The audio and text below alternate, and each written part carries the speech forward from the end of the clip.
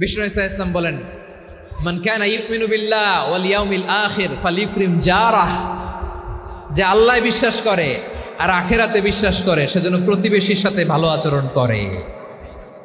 সুবহানাল্লাহ। কলিজা জুড়ায় যায় না আমার নবীর কথাগুলো শুনলে?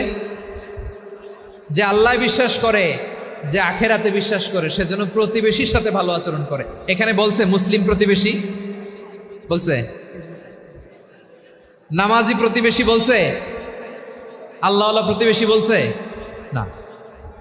প্রতিবেশী আস্তিক হোক নাস্তিক হোক, প্রতিবেশী মুমিন হোক মুশরিক হোক, প্রতিবেশী হইলেই তার সাথে ভালো আচরণের দরকার আছে না নাই? বিষ্ণু ঈসা ইসলাম ওনার ইহুদি প্রতিবেশীর বাসায় যেতেন। কোন প্রতিবেশী? ইহুদি। আওয়াজ করে বলেন, কোন প্রতিবেশী? ইহুদি। এক ইহুদি কিশোর বিষ্ণু ঈসা ইসলামের খেদমত করতে, ইহুদি ছেলে আমার নবীর খেদমত করতো, তারা ছিল নবীর প্রতিবেশী। তো অনেক দিন হয় ইহুদি ছেলেটা আসে না। বিষ্ণুনবী খোঁজ দিলেন, ঘটনা কি? একটা ইহুদি ছেলে না আমার খেদমতে আসতো, ছেলেটা কই? খোঁজ নিয়ে জানলেন ছেলেটা অসুস্থ। বিষ্ণু ঈসা ইসলাম ওই ইহুদির বাড়িতে চলে গেলেন ওই ছেলেটাকে দেখা করার জন্য, ভিজিট করার জন্য। সুবহানাল্লাহ পড়বেন না? গেলেন, যে দেখে ইহুদি ছেলেটা মুমূর্ষ, যান যান যায় যায় ভাব, বিছানায় পড়ে আছে, তার বাবা দাঁড়ানো। বিশ্বনবী তার মাথার পাশে বসলেন, মাথায় হাত বুলিয়ে দিলেন, আর ছেলেটাকে বললেন, আসলিম, হে ইহুদি ছেলে, আসলিম, ইসলাম ধর্ম গ্রহণ করো। তো ছোট্ট ছেলে ভাবে আমরা ইহুদি, এখন ইসলাম ধর্ম গ্রহণ করলে আব্বা যদি বকা দেয়, ফানাযারা ইলা ওয়াজহি আবি, ছেলেটা তার বাবার চেহারার দিকে তাকালো, দেখে আব্বা কি কয়। আব্বা যদি বলে তাইলে ইসলাম ধর্ম গ্রহণ করবে। ইহুদি ছেলেটা তার বাবার দিকে যখন তাকালো, ওর বাবা বলে, আতি আবুল কাসিম, আবুল কাসিম যা বলে তাই করো। আবুল কাসিম হচ্ছে বিষ্ণু ঈসা ইসলামের একটা কুনিয়াত, উপনাম। আমার রাসূলের বড় ছেলের নাম ছিল কাসেম। যেমন দেখবেন আমাদের এলাকায় কারো ছেলের বড় ছেলের নাম যদি হয় আব্দুল্লাহ, এরা আব্দুল্লাহর বাপ বলে ডাকে। কারো বড় মেয়ের নাম যদি হয় ফাতেমা, এরা কি ডাকে? ফাতেমার বাপ বলে না? তো বিষ্ণু ঈসা ইসলামের বড় ছেলের নাম ছিল কাসেম। ইহুদি বাবা বলল, আতি আবুল কাসেম, আবুল কাসেম যা বলে তাই শোনো, মানে মোহাম্মদ যা বলে তাই শোনো। এই কথা শুনে ছেলে সাহস পাইছে, ছেলে আবার পড়তে আরম্ভ করলো, আশহাদু আল্লাহ ইলাহা ইল্লাল্লাহ ও আশহাদু আন্না মুহাম্মাদার রাসূলুল্লাহ। পড়েন আল্লাহু আকবার। বিশ্বনবীর আহ্বান শুনে ওই আহ্বানে সাড়া দিয়ে ইহুদি ছেলে শাহাদা পড়ে মুসলমান হয়ে গেল। তার হৃদয়টারে ইমানের নূর দিয়ে আলোকিত করে দিল কে? প্রিয় ভাইরা, এবার রাসূল সাল্লাল্লাহু আলাইহি ওয়াসাল্লাম বের হয়ে আসলেন ঘর থেকে, আর বললেন, আলহামদুলিল্লাহিল্লাযী আনকাযাহু মিনান নার, প্রশংসা সে আল্লাহর, যে আল্লাহ জাহান্নামে চলে যাচ্ছিল প্রায় এমন একটা লোককে মুহূর্তের মধ্যে কালেমায়ে শাহাদাতের বদৌলতে জান্নাতি বানায় দিলেন। আওয়াজ করে পড়েন সুবহানাল্লাহ। এই হাদিস থেকে আমরা কি শিখলাম? What is the moral of the story?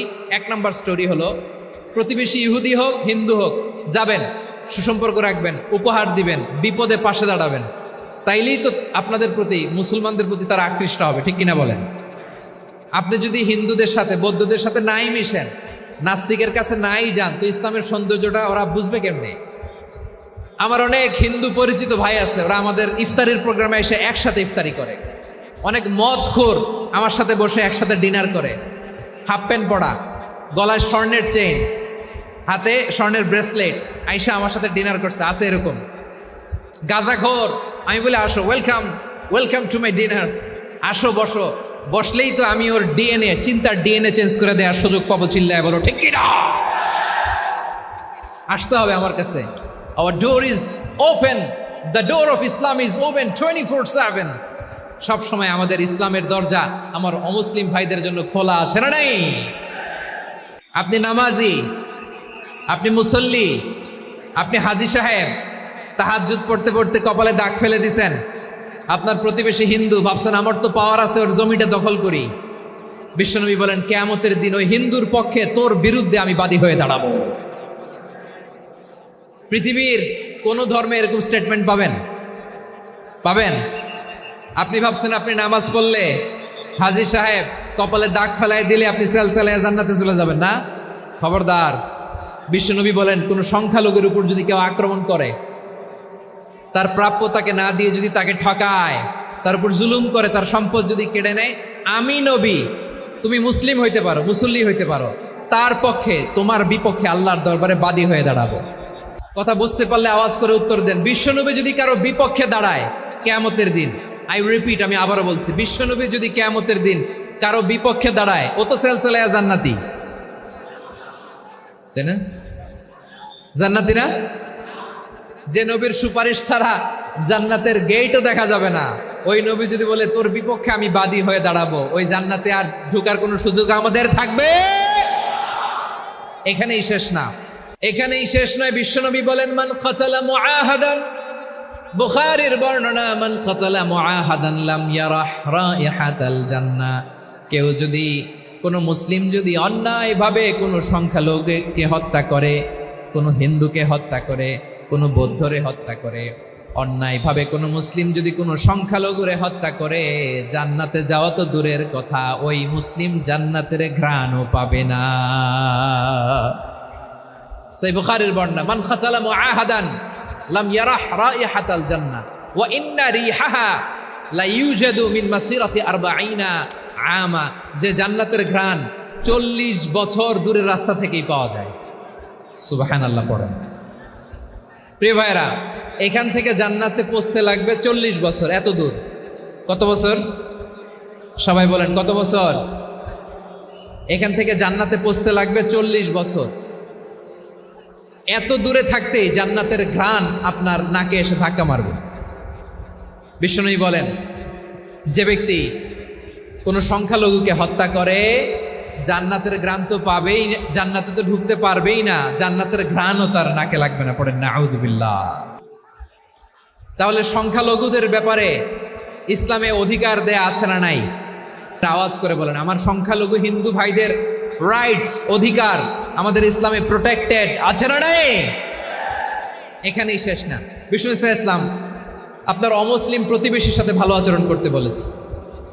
আল্লাহ রাব্বুল ইজ্জা ওয়াল জালাল তিনি ইরশাদ করছেন, ওয়ালা তাসুবুল্লাযীনা ইয়াদউনা মিন দুনিল্লাহি ফায়াসুবুল্লাহা আদওয়ান বিগাইরি ইলম কাযালিকা যায়্যান্না লিকুল্লি উম্মাতিন আমালাহুম সুম্মা ইলা রাব্বিহিম মারজিউহুম ফায়ুনাব্বিউহুম বিমা কানু ইয়ামালুন।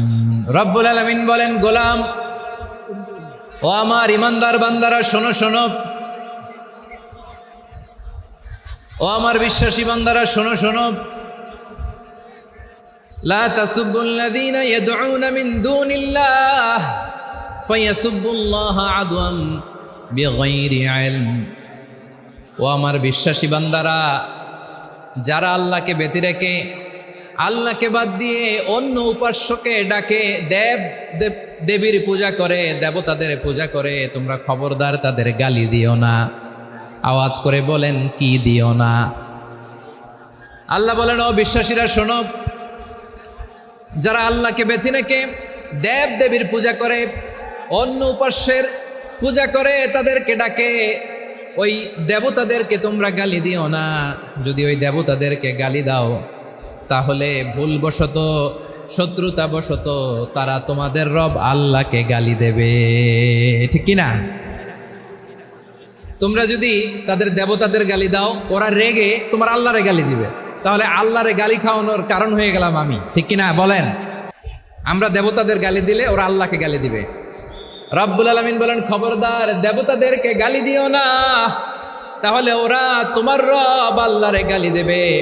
প্রতিটি জাতির জন্য তাদের কাজকে আমি আল্লাহ সুশোভিত করে রেখেছি, তারা সবাই একদিন আমার কাছেই ফিরে আসবে। এরপর আমি রব্বুল আলামিন তাদের আমলনামা তাদেরকে জানিয়ে দেব। সুবহানাল্লাহ পড়েন।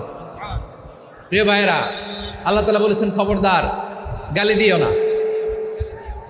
আদেশটা কার? আওয়াজ করে বলেন তো। হিন্দুদের দেবতা দেবদেবীদেরকে গালি দেওয়া যাবে না। আওয়াজ করে বলুন প্রিয় ভাইরা, এই আদেশটা কার? এই আপনাদের গলার আওয়াজ। অন্য ধর্মের দেবতাদেরকে যে গালি দেওয়া যাবে না, এই আদেশটা কার? আরো জোরে বলুন, কার? গালি দিবেন কোন দেবতাকে? দিবেন? যদি দেন তাহলে ওরা আল্লাহরে গালি দিবে। তাহলে আল্লাহরে গালি খাওয়াইলো কে? আপনি, ঠিক কিনা বলেন? আমি আল্লাহকে গালি খাওয়ানোর কারণ হলাম, কারণ আমি যদি গালি না দিতাম ওরা আমার রবকে গালি দিত না। আওয়াজ করে বলেন ঠিক কিনা? তাহলে প্রিয় ভাইয়েরা, ইসলাম আমাদেরকে শিখায়, সূরাতুল আনআমের 108 নম্বর আয়াত থেকে আমরা বুঝলাম কোনো ধর্মকে ছোট করা যাবে না। অন্য ধর্মকে ছোট করা মানে ইসলামকে ছোট করা। অন্য ধর্মের দেবতাকে গালি দেওয়া মানে আল্লাহকে গালি খাওয়ানো। আওয়াজ করে বলেন ঠিক কিনা? খবরদার, এটা করা যাবে না। আর অন্য ধর্মের দেবতাকে যদি আপনি গালি দেন, ওরা ইসলাম থেকে দূরে সরে যাবে। যাও ইসলামের প্রতি আকৃষ্ট হয়েছিল আর কোনোদিন ইসলামের ধারে কাছে আসবে না। আওয়াজ করে বলেন ঠিক কিনা? এজন্য কখনো কোনোদিন অন্য ধর্মের দেবতাদেরকে গালি দেওয়া যাবে না। অন্য ধর্মের কোনো দেবতাদেরকে আমরা গালি দিব না, গালি দিব না, বরং ইসলামের beauty, the beauty of Islam, ইসলামের সৌন্দর্যকে আমরা তুলে ধরব। আমরা যদি বিশ্বনবী সাল্লাল্লাহু আলাইহি ওয়াসাল্লামের জীবনের দিকে তাকাই, তাহলে আমি দেখব বিষ্ণু ইসলাম মক্কাতে কিংবা মদিনাতে অন্য ধর্মের লোকদের সাথে খুব পিসফুলি লাইফ লিড করেছেন। হোক মুশরিক, হোক খ্রিস্টান, হোক ইহুদি, বিশ্বনবী সবার সাথে মিলেমিশে ছিলেন। আলহামদুলিল্লাহ বলেন। ইসলাম হচ্ছে পিসফুল রিলিজিয়ান। অন্য ধর্মের প্রতি সহনশীলতার সবক ইসলাম আমাদেরকে দেয়। কিন্তু প্রতিটি মুসলিমের এটা মনে রাখতে হবে, আল্লাহর কাছে পছন্দনীয় গ্রহণযোগ্য ধর্ম, জীবনাদর্শ একটি, সেটা হচ্ছে ইসলাম। আওয়াজ করে বলেন সেটা কি? আওয়াজ করে বলুন, আল্লাহর কাছে মনোনীত ধর্ম একটি, সেটা কি? এজন্য রব্বুল আলামিন বলেন, ইন্নাদ-দীনা ইনদাল্লাহিল ইসলাম, আল্লাহর কাছে মনোনীত গ্রহণযোগ্য অ্যাকসেপ্টেড ধর্ম মতাদর্শ একটা, সেটা হলো ইসলাম। ইসলাম ছাড়া অন্য কোনো ধর্ম যদি কেউ তালাশ করে, তার ওই ধর্ম আল্লাহ গ্রহণ করবে না। ওমাই ইয়াবতাগি গায়রাল ইসলামি দীনান ফালাই ইউকবালা মিন ওয়া হুয়া ফিল আখিরাতি মিনাল খাসিরিন।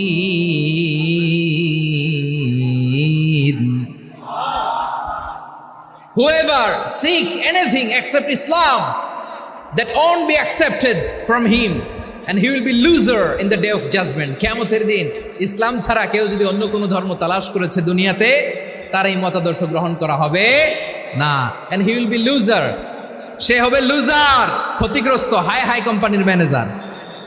ওর আমও শেষ, সালাও শেষ। আওয়াজ করে বলেন ঠিক কি না? এজন্য ইসলাম পেয়ে আমরা খুশি না বেজার? প্রত্যেক নামাজ শেষে আমরা আল্লাহরে বলি, আল্লাহ রাদিতু বিল্লাহি রাব্বা ওয়া বিল ইসলামি দীনা ওয়া বি মুহাম্মাদিন নাবিয়ান ওয়া রাসূলা। ও আল্লাহ, তোমারে রব হিসেবে পেয়ে আমরা খুশি। ও আল্লাহ, ইসলামকে ধর্ম হিসেবে পেয়ে আমরা খুশি। বিশ্বনবীকে আমাদের রাসূল পেয়ে আমরা খুশি। ঠিক কিনা বলেন? ইসলাম ছাড়া অন্য কোনো ধর্ম আমরা গ্রহণ করব না। ঠিক কিনা বলেন? আল্লাহর কাছে অ্যাকসেপ্টেড রিলিজিয়ান একটা, সেটা ইসলাম। তো বিশ্বনবী সাল্লাল্লাহু আলাইহি ওয়াসাল্লাম মক্কাতে কিংবা মদিনাতে খুব পিসফুলি এক্সিস্ট করেছেন, যে কোনো ধর্মের সাথে মিলেমিশে চলেছেন। তার প্রমাণ আমরা যদি রাসূল সাল্লাল্লাহু আলাইহি ওয়াসাল্লামের বায়োগ্রাফির দিকে তাকাই, তাহলে দেখব তিনি মুশরিকদের সাথে পিস ট্রিটি করেছেন, শান্তি চুক্তি, পিস ট্রিটি, পিস এগ্রিমেন্ট। আপনারা হুদাইবিয়ার সন্ধির নাম শুনেছেন? আমার লালমনিরহাটের কলিজার টুকরা ভাইয়েরা, হুদাইবিয়ার সন্ধির নাম আপনারা শোনেন নাই? 6ষ্ঠ হিজরিতে বিষ্ণু ঈসা ইসলাম মুশরিকদের সাথে এই ট্রিটি করেছেন, চুক্তি। কাদের সাথে? মুশরিকদের সাথে। আমরা তো মুসলমান বসতে পারি না। আমরা দুই মুসলিম ভাই একসাথে বসে চা খেতে পারি না, গল্প করতে পারি না। বিষ্ণু ঈসা ইসলাম মুশরিকদের সাথে ট্রিটি করেছেন, হুদাইবিয়ার সন্ধি। এই সন্ধির আগে মক্কা থেকে কেউ মদিনায় যেতে পারে না, মদিনা থেকে কেউ মক্কায় যেতে পারে না। কিন্তু এই সন্ধির পরে ট্রাফিক স্বাভাবিক হয়ে গেল। মক্কার লোকেরা মদিনায় আসতে পারে, মদিনার লোকেরা মক্কায় আসতে পারে। এটাকে বলে সুলহে হুদাইবিয়া, the peace agreement of Hudaybiyyah, শান্তি চুক্তি। আমরা পৃথিবীতে এখন অনেক শান্তি চুক্তির নাম শুনি, এগুলো সব the piece treaty of Hudaibiya থেকে কপি করা। আল্লাহু আকবার। তাহলে বিশ্বনবী সাল্লাল্লাহু আলাইহি সাল্লাম তিনি যে শান্তিপূর্ণ সহাবস্থানে বিশ্বাসী ছিলেন, মুসলমানেরা যে অন্য ধর্মের প্রতি সহনশীল, তার প্রমাণ হচ্ছে এই পিস ট্রিটি। বিষ্ণু ইসলাম মদিনায় যেয়ে কি করলেন? মদিনায় যে বিষ্ণু ইসলাম মদিনা চার্টার করলেন, মদিনা সনদ, সাহিফাতুল মদিনা, এটার বলে মদিনা চার্টার। যে ওয়েস্টে, ইউরোপে, আমেরিকাতে তারা অনেক চার্টার করে, সব চার্টার মদিনা চার্টার থেকে কপি করা। আওয়াজ করে পড়েন সুবহানাল্লাহ। বিষ্ণু ইসলাম মদিনায় গেলেন। মদিনাতে মুসলিম, মুশরিক, ইয়াহুদি, এই তিন ধর্মের লোক মিলে সব স্টেক হোল্ডার যারা আছে সবাইকে নিয়ে বিষ্ণু ইসলাম মদিনা চার্টার করলেন, মদিনা সনদ। পড়েন সুবহানাল্লাহ। শুধু তাই নয়, মক্কাতে বিশ্বনবী পিস এগ্রিমেন্ট করলেন, শান্তি চুক্তি মুশরিকদের সাথে। মদিনাতে যে বিশ্বনবী মদিনা চার্টার করলেন, মদিনা সনদ করলেন ইহুদিদের সাথে।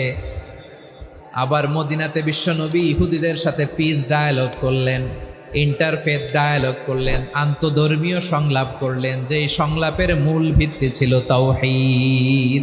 মূল ভিত্তি ছিল কি? তাওহীদ।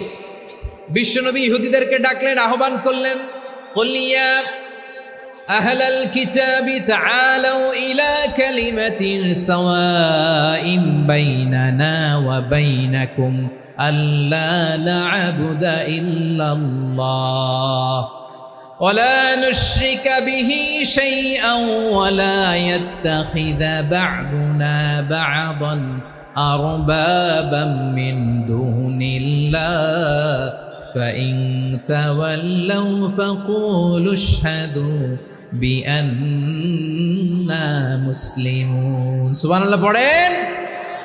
বিশ্বনবী মদিনার ইহুদিদের ডেকে বললেন, ও ইহুদিরা, শোনো শোনো, আসো এমন একটা আদর্শের প্রশ্নে আমরা একত্রিত হই, যে আদর্শের প্রচার তোমাদের নবীরাও করেছে, আমিও করি। যে আদর্শের কথা তোমাদের পবিত্র ধর্মগ্রন্থগুলোতে আছে, আমার কোরআনেও আছে, সেটা হলো তাওহীদ। আমরা এক আল্লাহ ছাড়া কারো ইবাদত করব না, আল্লাহর সাথে কাউরে শরীক করব না, আল্লাহ ছাড়া কাউরে রব মানব না। পড়েন সুবহানাল্লাহ। মদিনাতে যে তিনি মদিনা চার্টার করলেন, মদিনা সনদ, পিস ডায়ালগ করলেন, শান্তির সংলাপ, ইন্টারফেথ ডায়ালগ করলেন, আন্তধর্মীয় সংলাপ, যার ভিত্তি ছিল তাওহীদ। সুবহানাল্লাহ পড়েন। তাহলে অন্য ধর্মের প্রতি সব সময় ইসলাম সহনশীল, টলারেন্স। যদি আপনি দেখতে চান ইসলামের নবী বিশ্ব নবীর দিকে তাকান, ঠিক কিনা বলেন? আমরা তো সংখ্যালঘুদের রাইটস প্রোটেক্ট করার জন্য কত আইন বানাই, কত বৈঠক করি, কত সংবাদ সম্মেলন করি। বিষ্ণু সাল্লাল্লাহু আলাইহি ওয়াসাল্লাম সংখ্যালঘুদের রাইটসের ব্যাপারে, অধিকারের ব্যাপারে যে কথা বলেছেন, শুনলে আপনি অবাক হয়ে যাবেন। বিশ্বনবী বলেন, আলা মান যালামা মুআহাদান আও ইনতাকাসাহু আও কাল্লাফাহু ফাওকা তাআতিহি আও কাল্লাফাহু ফাওকা তাকাতিহি আও আখাযা মিনহু শাইআন বিগাইরি তিবি নাফসিন ওয়া আনা হাজিজুহু ইয়াউমাল কিয়ামা। খবরদার, জেনে রাখো, কেউ যদি কোনো সংখ্যালঘুর উপরে অত্যাচার করে, কোনো সংখ্যালঘুর প্রাপ্য থেকে যদি কেউ কাউকে ঠকায়, সংখ্যালঘুর উপর যদি কেউ কষ্ট দেয়, কোনো সংখ্যালঘুর সম্পদ যদি কেউ জোর করে কেড়ে নেয়, আমি কিয়ামতের দিন বিশ্বনবী ওই সংখ্যালঘুর পক্ষে আর ওই মুসলমানদের বিপক্ষে বাদী হয়ে দাঁড়াবো। সুবহানাল্লাহ বলতে পারলেন না? আল্লাহু আকবার। আপনি নামাজি, আপনি মুসল্লি, আপনি হাজী সাহেব, তাহাজ্জুদ পড়তে পড়তে কপালে দাগ ফেলে দিছেন। আপনার প্রতিবেশী হিন্দু, ভাবছেন আমার তো পাওয়ার আছে, ওর জমিটা দখল করি। বিশ্বনবী বলেন, কিয়ামতের দিন ওই হিন্দুর পক্ষে তোর বিরুদ্ধে আমি বাদী হয়ে দাঁড়াবো। পৃথিবীর কোন ধর্মে এরকম স্টেটমেন্ট পাবেন? পাবেন? আপনি ভাবছেন আপনি নামাজ পড়লে হাজী সাহেব কপালে দাগ ফেলায় দিলে আপনি সেলসালায় জান্নাতে চলে যাবেন না? খবরদার। বিশ্বনবী বলেন, কোন সংখ্যালঘুর উপর যদি কেউ আক্রমণ করে, তার প্রাপ্য তাকে না দিয়ে যদি তাকে ঠকায়, তার উপর জুলুম করে, তার সম্পদ যদি কেড়ে নেয়, আমি নবী, তুমি মুসলিম হইতে পারো, মুসল্লি হইতে পারো, তার পক্ষে, তোমার বিপক্ষে আল্লাহর দরবারে বাদী হয়ে দাঁড়াবো। কথা বুঝতে পারলে আওয়াজ করে উত্তর দেন। বিশ্বনবী যদি কারো বিপক্ষে দাঁড়ায় কিয়ামতের দিন, আই রিপিট, আমি আবারও বলছি, বিশ্বনবী যদি কিয়ামতের দিন কারো বিপক্ষে দাঁড়ায়, ও তো সেলসালায়া জান্নাতি, তাই না? জান্নাতি না? যে নবীর সুপারিশ ছাড়া জান্নাতের গেটও দেখা যাবে না। ওই নবী যদি বলে তোর বিপক্ষে আমি বাদী হয়ে দাঁড়াবো, ওই জান্নাতে আর ঢোকার কোনো সুযোগ আমাদের থাকবে? এখানেই শেষ না, এখানেই শেষ নয়। বিশ্বনবী বলেন মান কাতালা মুআহাদান, বুখারীর বর্ণনা, মান কাতালা মুআহাদান লাম ইয়ারাহ রাইহাতাল জান্নাহ। কেউ যদি, কোনো মুসলিম যদি অন্যায়ভাবে কোনো সংখ্যালঘুকে হত্যা করে, কোনো হিন্দুকে হত্যা করে, কোনো বৌদ্ধরে হত্যা করে, অন্যায়ভাবে কোনো মুসলিম যদি কোনো সংখ্যালঘুরে হত্যা করে, জান্নাতে যাওয়া তো দূরের কথা, ওই মুসলিম জান্নাতের ঘ্রাণও পাবে না। সেই বুখারীর বর্ণনা, মান কাতালা মুআহাদান লাম ইয়ারাহ রাইহাতাল জান্নাহ ওয়া ইন্না রিহাহা লা ইউজাদু মিন মাসিরাতি 40 আমা। যে জান্নাতের ঘ্রাণ 40 বছর দূরের রাস্তা থেকেই পাওয়া যায়। সুবহানাল্লাহ পড়েন। প্রিয় ভাইরা, এখান থেকে জান্নাতে পৌঁছতে লাগবে 40 বছর। এত দূর, কত বছর? সবাই বলেন কত বছর? এখান থেকে জান্নাতে পৌঁছতে লাগবে 40 বছর।